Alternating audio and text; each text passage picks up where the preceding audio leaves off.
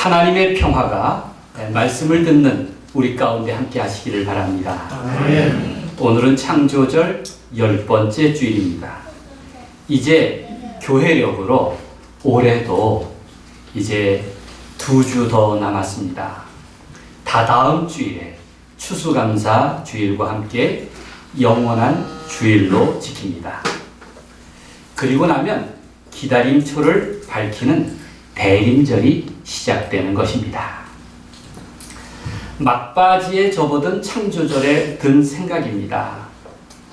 하나님은 천지 만물과 함께 나를 빚어내셨구나, 그렇게 고백을 합니다.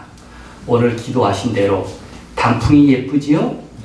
그렇게 우리도 곱게 물들었으면 좋겠습니다. 이러한 말씀을 드리면 하나님은 마치 토기장이와 같으시구나 하는 생각을 합니다. 그러기에 지음받은 우리는 신의 숨결을 지닌 존재요, 또 창조주표 인생이라고 그렇게 자부심을 느껴도 좋을 듯 합니다. 그럼에도 불구하고 자기 자신에 대해서 만족하는 사람은 많지가 않은 것 같습니다. 얼굴이든 몸이든 혹은 성품이든 완벽하지 않다고 생각하기 때문입니다. 사실 외모로 보자면 누구든 여기저기 아쉬운 데가 많죠? 네, 그렇습니다. 그래서 외모 수선 시장은 언제나 호황입니다. 이런 생각이 들었습니다. 성형 수술로 내 외모를 바꾸듯 살면서 바꾸고 싶은 것을 한번 손꼽아 볼 수가 있습니다. 과연 내가 바꾸고 싶은 것이 있다면 무엇입니까? 무엇보다 내가 바꾸고 싶은 성격이나 혹은 인성이나 기질 혹은 승질 같은 게 있죠? 네. 지금은 아름다운 내면조차 능력이 되는 시대입니다. 훈훈한 얼굴을 얼굴 천재, 그렇게 부르지 않습니까? 좋은 성격을 가리켜서 인성 천재라는 말도 합니다. 점점 내적 가치로서 인간미를 꼽습니다. 세상이 물질적으로만 가는 것이 아닙니다. 정말 내면의 가치를 동시에 소중히 여기기도 합니다. 이런 생각이 들었습니다. 과연 예수님은 지난 2000년 동안 시대와 지역을 막론하고 뭇 사람에게 둘도 없는 사랑과 존경을 받고 계신데 과연 비결이 무엇일까? 이런 생각이 들었습니다.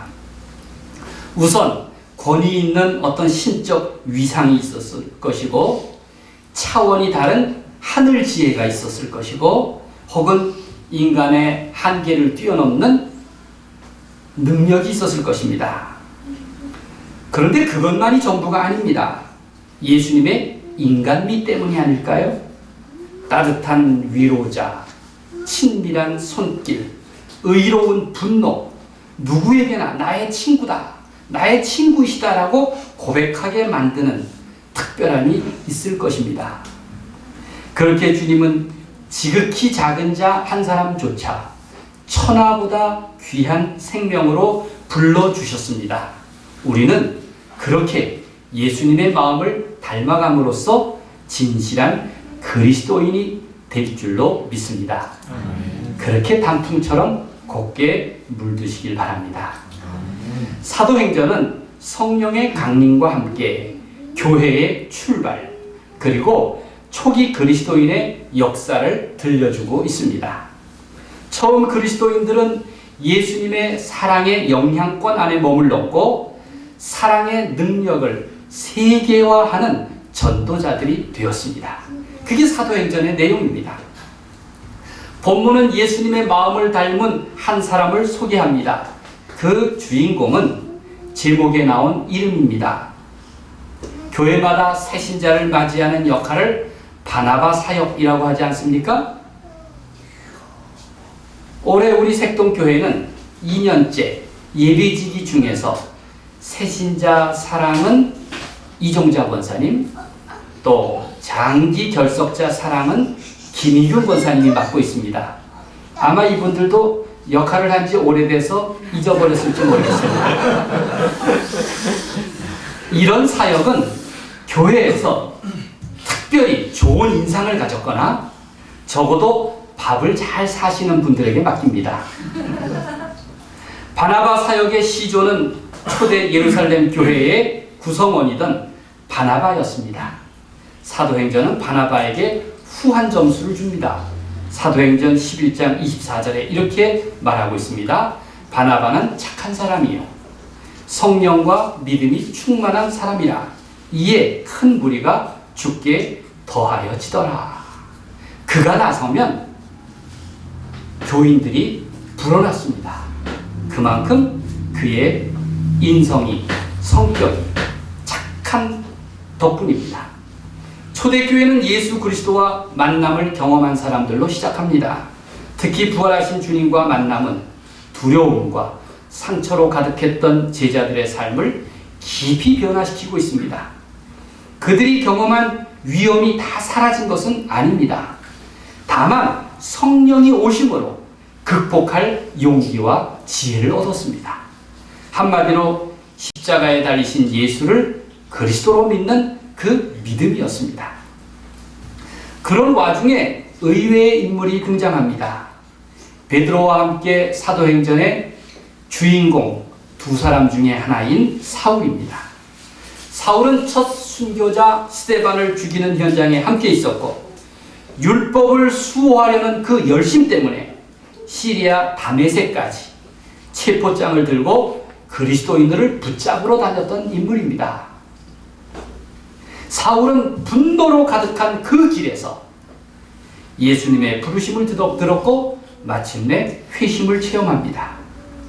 주님의 거룩한 빛과 사랑의 음성을 마주한 사울은 호련히 인생의 전환점을 맞은 것입니다.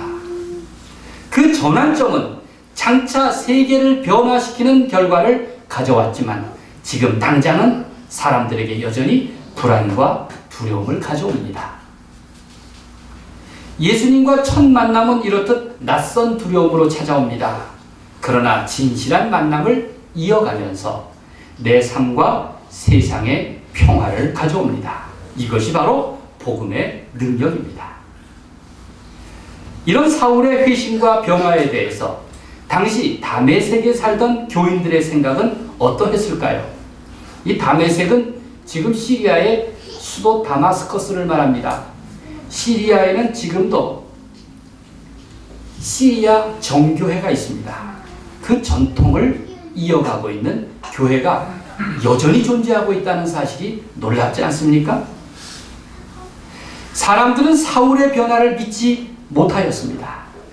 위협을 당하던 사람들이 그 박해자 사울의 갑작스러운 변화를 믿어줄 리가 없습니다. 그것은 예루살렘에 있던 제자들도 마찬가지였습니다. 그 박해자가 변하다니.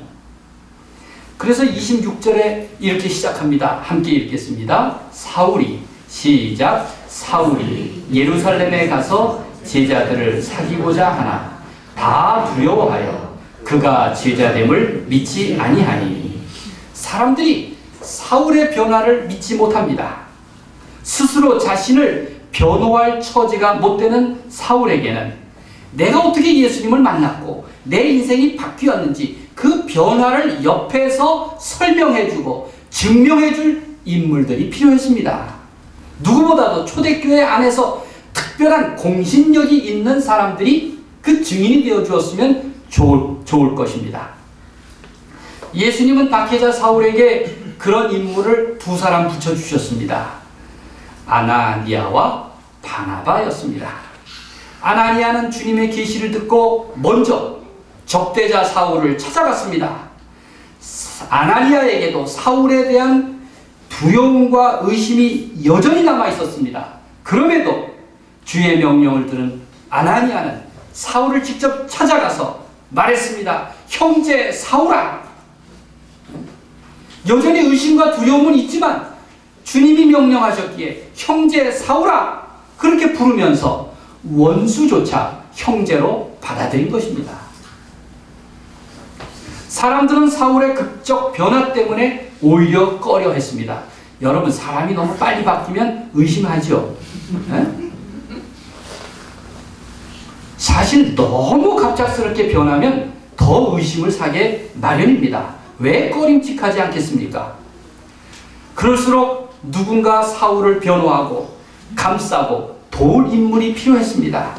바로 이때 오늘의 주인공 친절한 바나바가 나선 것입니다. 27절을 함께 읽겠습니다. 바나바가 데리고, 시작. 바나바가 데리고 사도들에게 가서 그가 길에서 어떻게 주를 보았는지와 주께서 그에게 말씀하신 일과 다메섹에서 그가 어떻게 예수의 이름으로 담대히 말하였는지를 전하니라.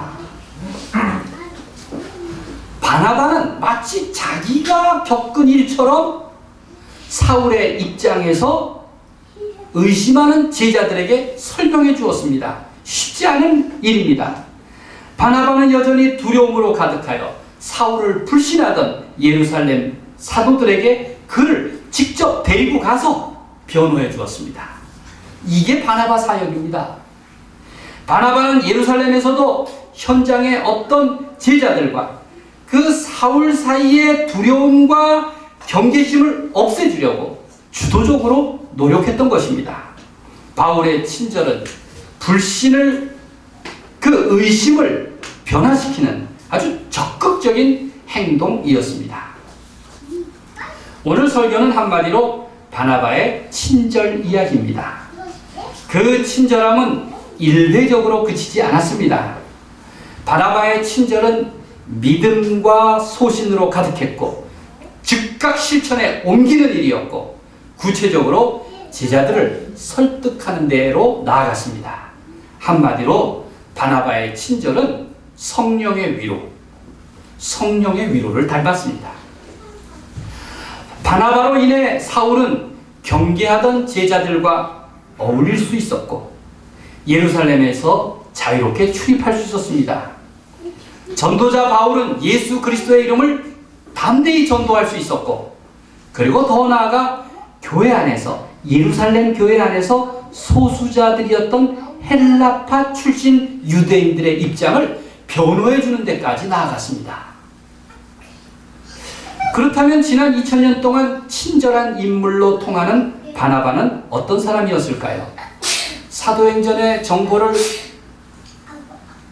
인용한다면 그는 구브로 출신, 지금 키프로스 섬 출신의 레위 사람이었습니다. 그러니까 이방인 출신 유대인이죠.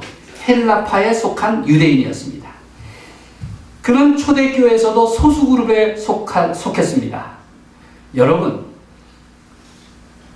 유대인들 가운데 히브리 말을 하는 유대인 그룹이 다수 그룹이었고, 히브리어를 잃어버려서 오랫동안 디아스포라로 살다가 예루살렘에 들어온 헬라 말을 쓰는 유대인들이 있었는데 이들은 소수 그룹이었습니다.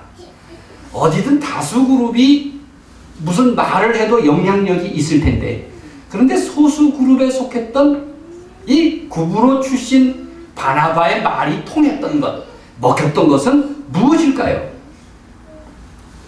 인정받았던 이유는 무엇일까요? 사도들은 본래 요셉이라고 불리던 그를 바나바라는 별명으로 불렀습니다.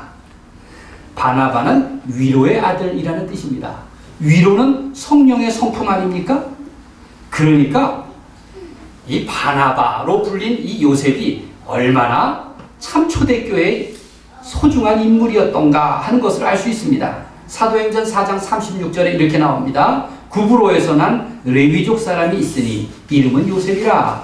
사도들이 일컬어 바나바라 하니 그 바나바는 위로의 아들이라는 뜻입니다. 처음 바나바는 자기 밭을 팔아서 그 값을 가지고 교회에 전적으로 헌신합니다. 이후 바나바는 예루살렘 교회와 안디옥 교회가 성장하는데 큰 역할을 한 인물로 평가를 듣습니다. 그런 착한 성품, 성령과 믿음이 충만한 바나바였기에 원수 사울을 형제로 받아들인 것입니다. 마음만 착해서 될 일이겠습니까? 그에게 진정한 인성과 성품은 바로 성령 안에서 충만한 믿음이었고, 성령을 통해서 얻은 용기와 지혜였음을 성경은 분명히 말씀하고 있습니다. 한마디로 바나바는 친절한 사람이었습니다. 누구도 편견으로 대하지 않고 먼저 믿어주는 사람이었습니다. 이런 바나바의 성품과 그가 한 역할 때문에 훗날 바나바 사역이라고 이름을 붙인 것입니다. 바나바 사역은 이러한 긍정적인 마음, 믿어주는 마음, 적대자에게까지 친절한 마음으로부터 시작합니다. 내년에 바나바 사역을 담당할 우리 색동교회는 누가 될지 전부 피하지는 않을까 걱정이 듭니다. 사실 바나바 사역을 오늘의 교회는 자꾸 이벤트처럼 말합니다. 이벤트처럼. 그러니까 교회 안에서 새신자에 한해서 웃어주고 또 주차 공간을 양보한다든지 식당에 특별석을 만들어 놓는다든지 억지로라도 친절해야 한다고 그렇게 말합니다. 그것은 진정한 바나바 사역이 아니겠죠? 그냥 바나바 사역은 평소대로 하는 것입니다. 그게 교회 안에서만 바나바 사역이 있는 것이 아닙니다. 가정 안에서도 바나바 사역은 꼭 필요합니다. 친구들 사이에서 바나바 사역을 한다면 그 친구는 정말 인기 만점일 겁니다.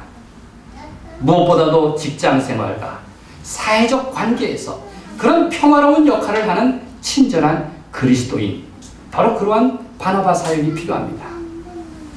여러분 모두 그런 바나바 사역자가 되기를 간절히 바랍니다. 네. 조지 오글이라는 인물을 들어보셨습니까? 조지 오글. 오늘부터 관심을 좀 가져주시길 바랍니다.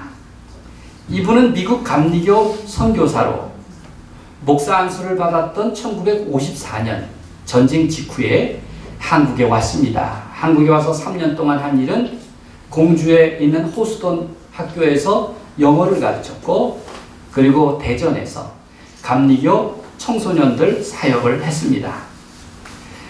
그리고 미국으로 돌아갔다가 결혼하고 이제 1960년에 다시 와서 10년 이상 이제 인천에서 도시산업 선교회를 시작하고, 그리고 그곳에서 노동자들을 섬겼습니다. 그리고 박사학위를 받고 또다시 한국에 와서 이제 2년쯤 대학에서 가르치던 중에 그는 한국에서 추방을 당합니다. 이렇게 3차례 15년 동안 한국에 머물렀는데 그는 평생 한국 사람들과 더불어 살았던 사람으로 평가를 듣습니다. 그가 남긴 자서전 제목이 Our Lives in Korea and Korea in Our Lives. 한국에서 우리의 삶, 또 우리 삶 안에 있는 한국입니다. 그러니 한국에서는 3차례 15년 머물렀지만 평생 한국에 머문 사람처럼 그는 살았습니다. 부부의 한국 이름이 있는데 오명걸, 오선화입니다.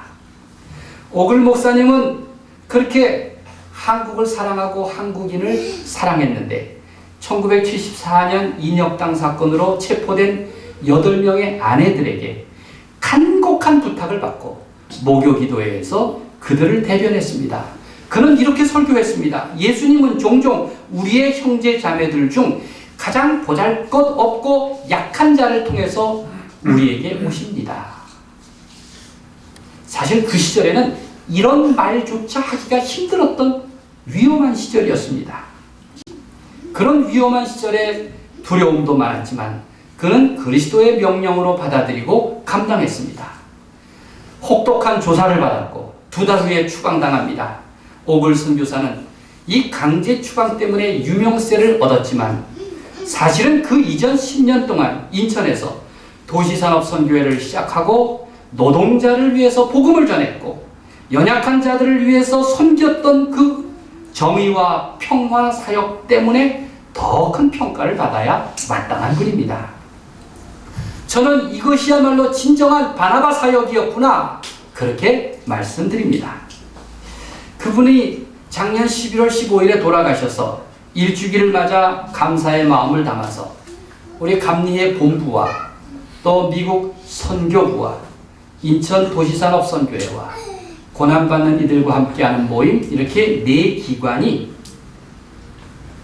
함께 조지 오글이라는 책을 냈습니다. 제가 편집위원으로 참여해서 조지 오글 목사님의 일생을 요약하는 글을 썼습니다. 그래서 그분에 대해서 공부를 많이 들여다보다 보니 참 그분이 바나바 사역자다 라는 말을 앞으로 내가 좀 열심히 떠들어야겠다는 생각이 들었습니다. 이 책은 교보문고에서 11월부터 2달간 책을 쌓아놓고 홍보를 합니다. 책이 잘 팔려서 쌓아놓는 게 아니고 돈을 주고 홍보하는 겁니다. 여러분 시내에 나가시면 교보문고에 가셔서 조지 오글 쌓아놓은 책을 좀 보시고, 그리고 사라는 게 아니고 보시고 오시라는 겁니다.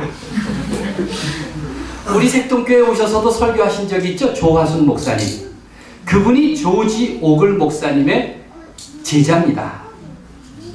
머리글에서 오글 목사님을 이렇게 평가했습니다.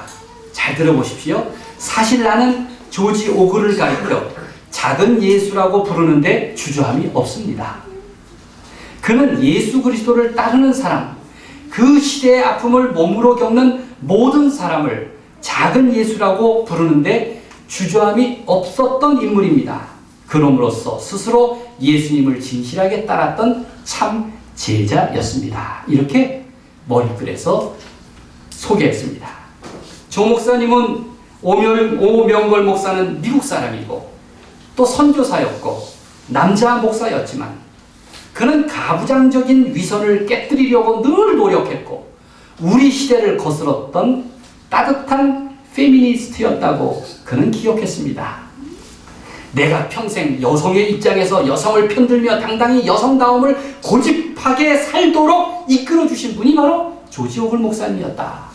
그는 그렇게 고마워했습니다.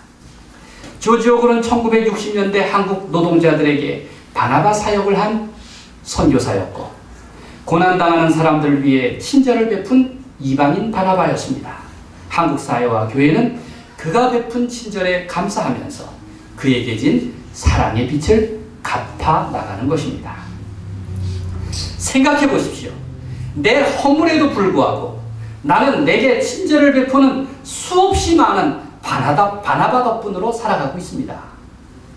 내 옆에는 내가 알든 모르든 수많은 바나바들이 존재합니다. 나는 그런 이웃과 주변의 관용과 배려로 살아가고 있음을 인정하고 늘 감사해야 합니다. 본래 하나님께서 우리를 그렇게 대해 주시지 않으셨습니까? 내 허물과 죄, 심지어는 악한 나를 용서해 주시고 하나님의 자녀로 삼아 주신 것입니다. 우리 모두는 용서받은 죄인들입니다. 친절하신 하나님의 은혜로 나는 하나님의 자녀가 되었습니다. 하나님의 자비와 친절은 내게 새 이름을 주셨는데 그게 바로 바나바입니다. 바나바로 살도록 나를 이끄시는 것입니다. 바나바의 전도, 바나바의 새신자 사역의 비밀은 친절함입니다. 당시 예루살렘에는 의기소침한 바울이 있었고 안디옥에는 상처 입은 마가가 있었습니다. 그리고 그들 곁에는 위로자 바나바가 있었습니다. 그런 바나바들 덕분에 교회는 박해 속에서도 든든히 서갈 수가 있었던 것입니다. 오늘 본문 31절을 보십시오. 그리하여 온 유대와 갈릴리와 사마리아 교회가 평안하여 든든히 서가고 주를 경외함과 성령의 위로로 진행하여 수가 더 많아지니라. 함께 읽겠습니다. 시작. 그리하여 온 유대와 갈릴리와 사마리아 교회가 평안하여 든든히 서가고 주를 경외함과 성령의 위로로 진행하여 수가 더 많아지니라. 야, 이런 바나바 사역 때문에 교회가 그 위험과 두려움 속에서도 평안하였고 그리고 성령의 위로가 여전히 교회 안에 함께함으로써 든든히 서가고 수가 더 많아졌다. 이게 바로 사도행전의 보고서입니다. 새들은 바람이 가장 강한 날에 집을 짓는다고 합니다. 그래야 어떤 바람이라도 이길 수 있을 테니까 말입니다. 이것은 시인 정호승의 말입니다. 새들은 바람이 가장 강한 날에 집을 짓는다. 초대교회는 가장 모진 박해와 위험 속에서 시작했습니다. 이를 가능하게 한 것이 무엇입니까? 서로 따뜻하게 품어주고 위로한 덕분입니다. 사도행전은 이를 가리켜서 성령의 위로가 있었다. 그렇게 말씀하고 있습니다. 그런데 지금은 참 다릅니다. 지금은 무슨 기술로 전도하려고 하고 무슨 수단으로 복음을 전하려고 합니다. 리차드 하버스는 말하기를 오늘 우리는 너무나 많은 교회를 그러나 너무나 적은 친교와 위로를 가지고 있다고 했습니다. 우리는 너무나 적은 친교와 위로를 가지고 있다. 우리 한국교회의 모습이기도 합니다. 우리 인생에서 가장 귀한 선물은 친절한 공동체, 친절한 사람을 만나는 것입니다. 바나바의 마음으로 보면 어디든 바나바가 있습니다. 한마디로 바나바는 착한 사람이었습니다. 그는 마음이 따뜻한 사람입니다. 그의 친절 때문에 전도가 수월해졌습니다. 지금도 언제 어느 곳을 막론하고 위로와 격려가 꼭 필요합니다. 이렇듯 바나바가 화목의 직책을 잘 수행했습니다. 그래서 바나바의 친절과 성령의 위로는 분리할 수가 없는 일인 것입니다. 저는 사람에게 가장 소중한 재산은 친절이라고 생각합니다. 친절은 성령의 9가지 열매인데 그 중에 한복판 5번째에 위치하고 있습니다. 개역성경은 이 친절을 자비라고 불렀고 새번역성경은 친절, 공동번역성경도 친절이라고 불렀습니다. 크레스토데스라고 하는 헬라어를 번역한 단어입니다. 우리가 신앙생활에서 늘 경험할 것은 바로 성령의 위로입니다. 곁에 계신 하나님의 마음이 나를 지도하고 인도하고 행하게 하시도록 나를 맡겨야 합니다. 그리고 성령의 위로를 경험한 이들이 품게 되는 그 친절과 자비로서 진실한 그리스도인의 삶을 살아가야 할 것입니다. 친절하신 하나님, 친구 되신 예수님, 위로자 성령님은 얼마나 귀한 이름입니까? 본래 교회는 이러한 친밀함이 넘치는 공동체로 그리스도인은 하나님의 마음처럼 친절한 성품으로 변화된 존재인 것입니다. 이렇게 기도하십시오. 친절하신 하나님, 친구 되신 예수님, 위로의 성령님, 늘 나와 함께 하옵소서. 하나님께서 내게 아름다운 주님의 성품을 주시기를, 그리하여 내 인생과 교회와 이웃들과 함께 친밀한 행복을 경험할 수 있기를 우리 주님의 이름으로 간절히 축원드립니다. 기도하겠습니다. 하나님,